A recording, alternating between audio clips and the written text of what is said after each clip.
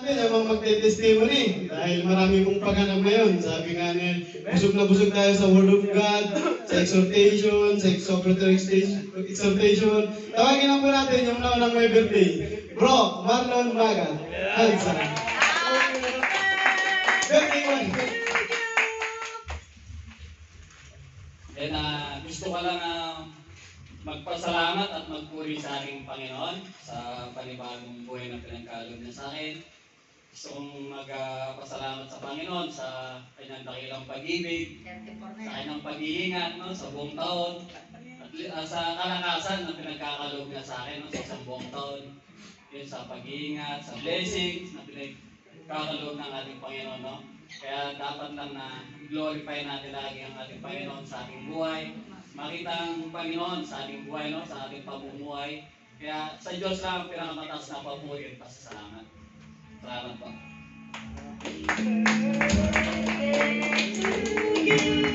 Birthday! Happy birthday to you! Happy birthday! Happy birthday! Happy birthday to you! Pagpatuloy po natin yung mga may birthday, Tawagin na rin po natin si Bro Roberto King Palay.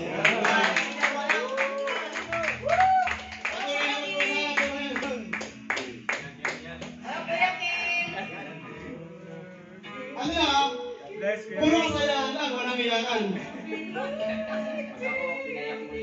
Aba, puro kasayahan lang. Vincent ng medyo Ayan na, sabi ko.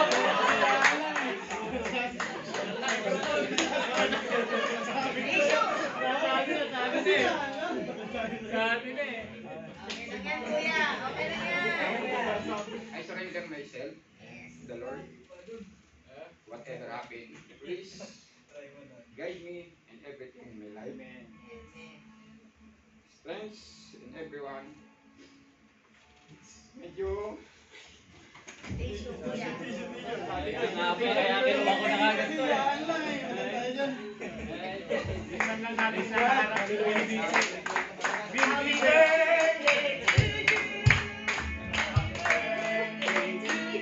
Birthday King! Masaya si Kuya Rider eh. babala talagang ako. Tears of joy. Sa dami ng pagsubok ng buhay.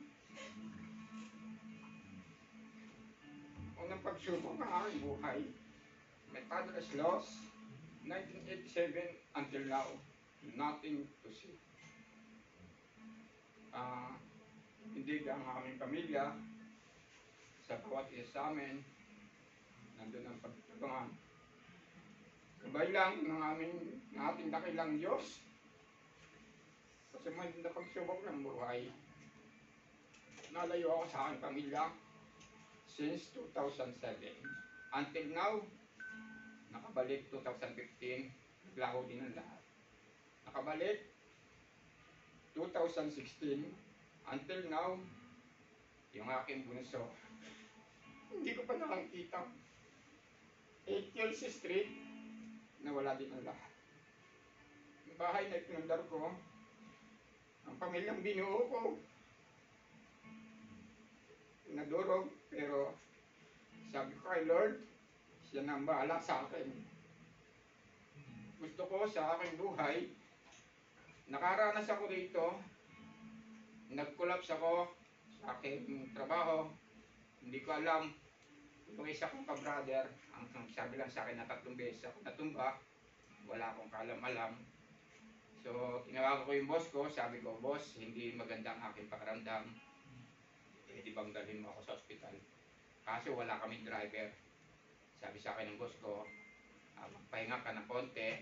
Pag nakapahinga ka, ito yung susi, ito yung pera, ikaw na bahala. So, praise God, ito, nasa inyong harapan, still alive pa rin ako.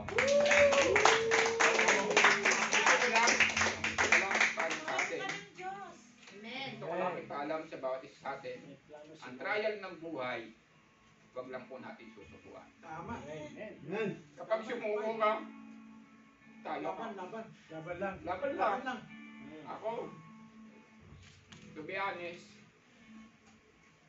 nagdesisyon ako sa sarili ko, sa aking family, sa wife ko, pero hindi po finally. Sabi ko lang, bilang isang human being na may pangangailangan din sa isa't isa, kasi magkalayo kami. Sabi ko, kung may pangangailangan ka sa sarili mo, it's free. Kung ano yung gusto mo sa buhay mo, gawin mo. Maging masaya ka, masaya din ako. Nang hindi tayo nagkakasama sa isa't isa, kaysa yung magkasama kayo, pero naglolokohan lang kayo. Sabi nga, ang buhay, para daw tayo hindi magkasala. Yung pangangalo niya at pakikiapid, ang isa sa pinakamalaking kasalanan na tayo ay narito sa gitnang silangan na wala at solo lang tayo sa ating kwarto.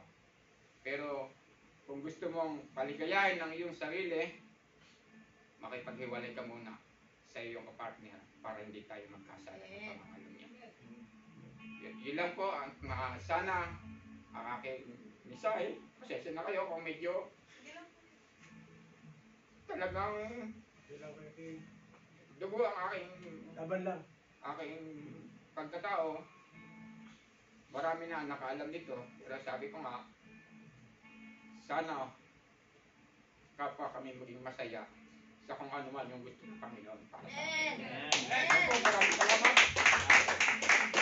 Maraming po sa isang panalangin na tinuro ng ating Panginoon at ng isang may nagtanong kung paano daw tayo pakikinggan ng ating Panginoon sa ating panalangin. Panalangin po ng Ama namin. Ama namin, sumasalangit ka, sambahin ang ngalan mo, mapa sa amin ang kaharian mo. Sundin ang loob mo dito sa lupa para ng sa langit. Bigyan mo po kami ngayon ng aming kakanin sa araw-araw at patawarin mo po kami sa aming mga sala para ng pagpapatawad namin sa mga nagkakasala sa amin. At huwag mo kami ipahintulot sa tukso, kundi adya mo kami sa lahat ng masama. Amen. Amen.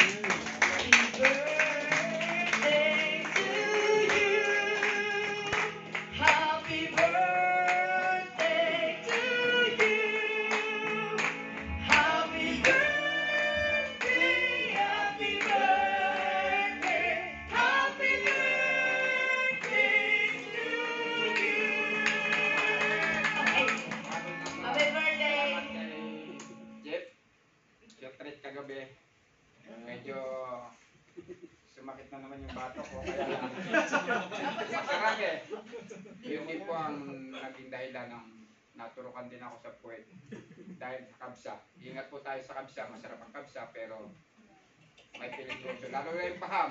Pahamak din po sa buhay yun. Salamat. Happy birthday.